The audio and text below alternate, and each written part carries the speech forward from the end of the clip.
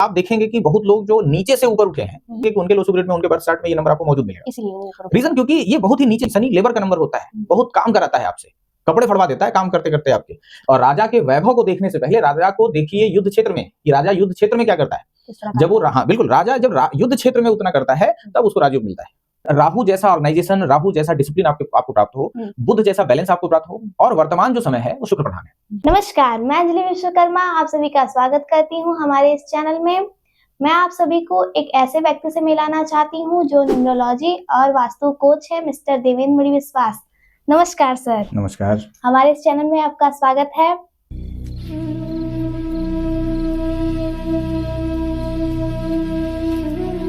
Sir, numerology में कुल कितने प्रकार के राजयोग होते हैं और इनका प्रभाव क्या है? आपने जैसा कि पूछा, न्यूमरोलॉजी में कुल कितने प्रकार के राजयोग होते हैं। मूल रूप से देखिए, न्यूमरोलॉजी में 4 राजयोग होते हैं। सामान्य तौर पे बहुत सारे न्यूमरोलॉजिस्ट ऐसे हैं जो इसे 3 प्रकार का बताते हैं, लेकिन मैं चौथे राजयोग को भी कंसीडर करता हूं, बल्कि मैं ज्यादा महत्व देता हूं उसको।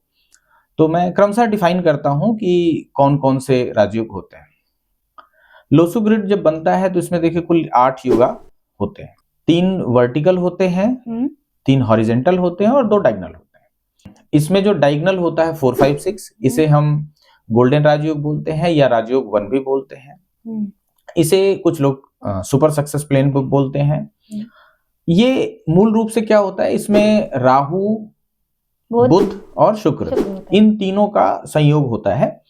तो ये एक्चुअल में राजयोग क्यों कहलाता है? सिर्फ इसलिए कहलाता है कि आपको अगर राहु जैसा रिबेलियसनेस मिल जाए, आपको ऑर्गेनाइजेशन मिल जाए, आपको डिसिप्लिन मिल जाए राहु का, और 5 वहीं आपकी चीजों को बैलेंस कर दे। 5 बुध का नंबर है और बुध को बुद्धि के नंबर और बैलेंस के नंबर के लिए जाना जाता है। इमोशनल बैलेंस होता है, इकोनॉमिक बैलेंस होता है, सोशल बैलेंस होता है, तमाम तरीके के बैलेंस होते हैं। मूल रूप से इसे इमोशनल बैलेंस के रूप में जाना जाता है।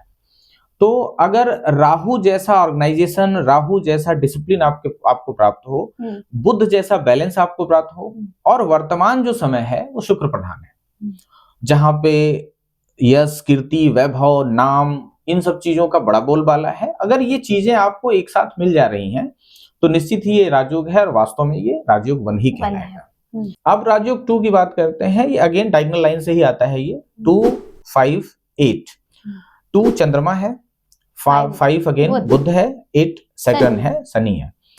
तो चंद्रमा मन का कारक होता है, मन की चंचलता है। जहां मन की चंचलता है वहीं बुध बैलेंस दे रहा है फिर से, और 8 आपको कर्मठता दे रहा है, तार्किकता दे रहा है। नो डाउट कि लोग इसे सनह सनह और धीरे धीरे काम करने वाला भी कहते हैं, बट इसको इस तरीके से भी देखा जाना चाहिए कि ये इकोनॉमिक बैलेंस भी आपको देता है। इकोनॉमिक जो अंडरस्टैंडिंग होती है वो यहीं से आपकी डेवलप होती है। तो जिसके पास मन की चंचलता हो, उस पे बुध का बैलेंस हो, और उस पे शनि की कर्मठता हो, तार्किकता हो, न्याय संगतता हो, वो निश्चित ही एक राजयोग से कम नहीं होगा। आपके जीवन में इन सब चीजों की वृद्धि हो और इन सब तरीके से आप काम करें तो जाहिर सी बात है राजयोग 2 कहलाता है। अब बात करते हैं तीसरे की, 951 की लाइन को राजयोग 3 कहते हैं। बिल्कुल। तो अब एक तरफ है 9 मार्स, आपने देखा, बुध को आप देख ही रहे हैं, 5 और 1 सूर्य है। तो 9 को कमांडर कहते हैं, सेनापति कहते हैं, 1 को राजा कहते हैं। जब राजा और सेनापति दोनों साथ में हो तो आपका सबसे ज्यादा क्या होगा? इच्छा शक्ति मजबूत होगी।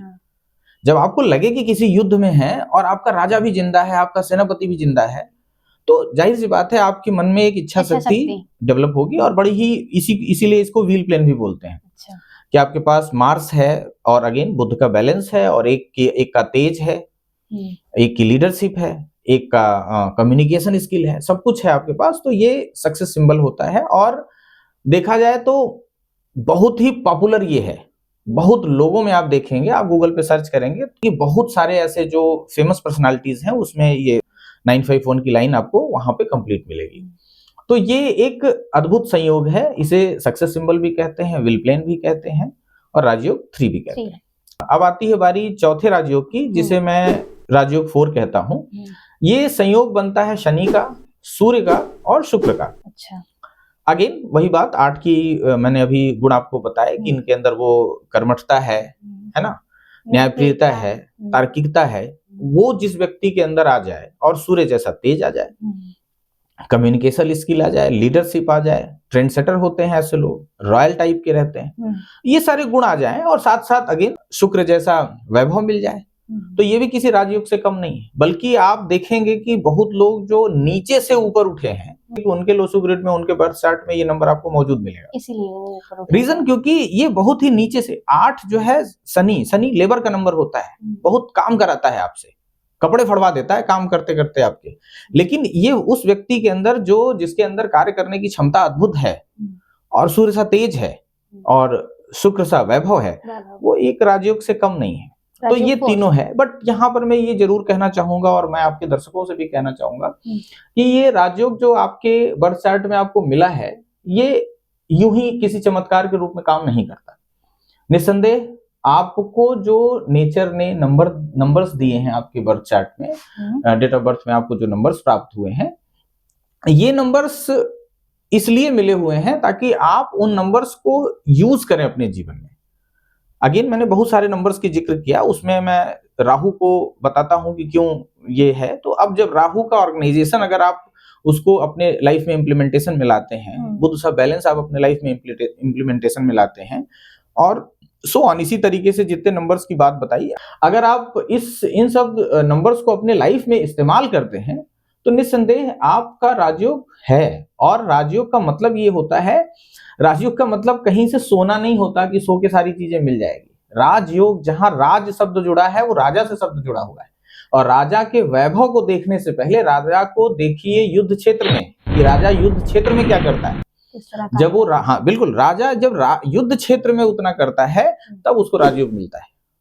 आप ये कतई न सोचिएगा कि हाँ ये नंबर्स हैं मेरे डेट ऑफ बर्थ में तो उसके लिए हमें काम करना, बिल्कुल काम करना पड़ेगा, बल्कि सामान्य से ज्यादा काम करना पड़ेगा, संघर्ष करना पड़ेगा, बिल्कुल सामान्य से ज्यादा संघर्ष करना पड़ेगा। लेकिन ये भी तय है कि जब अगर आप संघर्ष करते हैं तो वो योग आप में बैठे हैं, नेचर आपको फुलफिल करेगा, वो आपके सारे प्रयासों को फिर रिजल्ट में कन्वर्ट करके दे देगा।